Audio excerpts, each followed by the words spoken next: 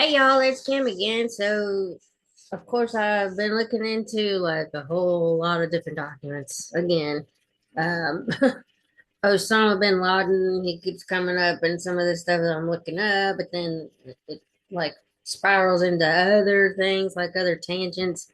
Here's another plot that was kind of like thwarted before 9/11 even occurred, since Osama bin Laden was basically the mastermind of the whole thing, even though he didn't put his hands on the planes.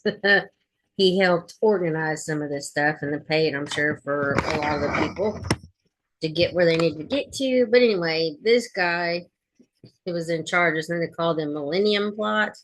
Rassam, I don't know. It says on December 14th, 1999, Ahmed Rassam, a 32-year-old Algerian, aroused suspicion of alert border guards at Fort Angeles, Washington, as he was attempting to enter this country. Rassam was arrested when it was discovered that he had materials for a power explosive in the trunk of his rental car. I don't know what a power explosive is, but okay, maybe it's powerful. Either way, it says the ensuing search revealed more than 100 pounds of white powder, later determined to be urea sulfate, as well as approximately 8 ounces of a highly volatile nitroglycerin mixture and fusing systems components. What the heck? Nitroglycerin in that dynamite? Release the components of it. Okay, so other items found in Rassam's car were a number of forms of identification linked to at least 7 aliases, including one used at the Port Angeles border entry point, and maps and guidebooks indicating that he was targeting the Los Angeles airport. A hotel reservation for Rassam near the Seattle Center resulted in a cancellation of the New Year's celebration of the Space Needle. A extensive, I should say, an extensive investigation was launched by FBI offices in Seattle and New York, including the FBI Joint Terrorism Task Force, the Royal Canadian Mounted Police, or the RCMP, the Canadian Security and Intelligence Service, Canada's Department of Justice, Algerian officials, and others. The FBI dubbed the Operation Border Bomb.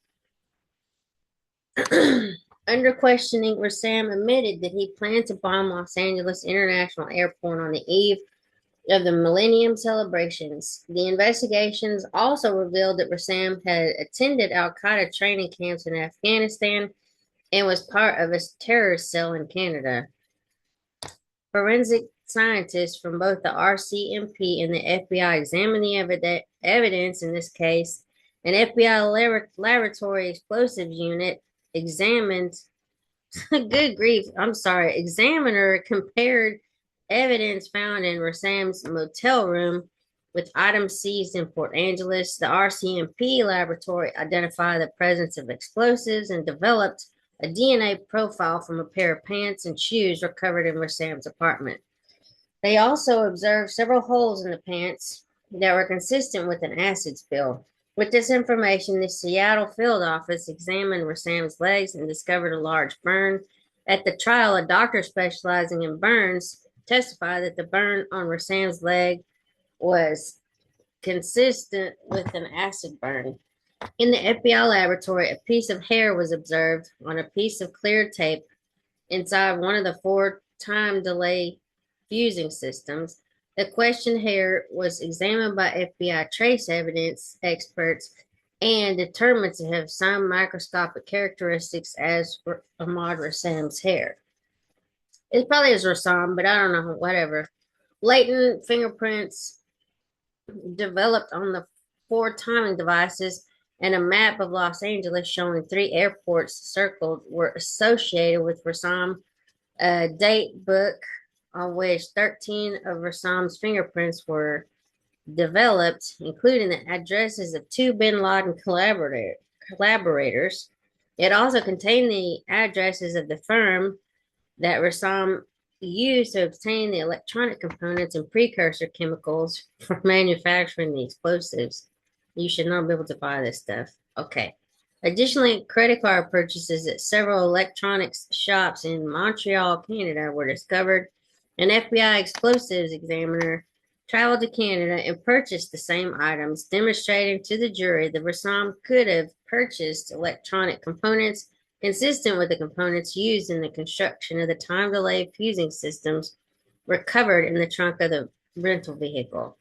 On April 6, 2001, so what, 7 months, 5 months, excuse me, before 9/11, after a 3 week trial in Los Angeles, California, Rassam was found guilty on 9 criminal counts emanating from a plot to detonate explosives at the Los Angeles International Airport during the Millennium celebrations. On October 24th, 2012, Rassam was sentenced.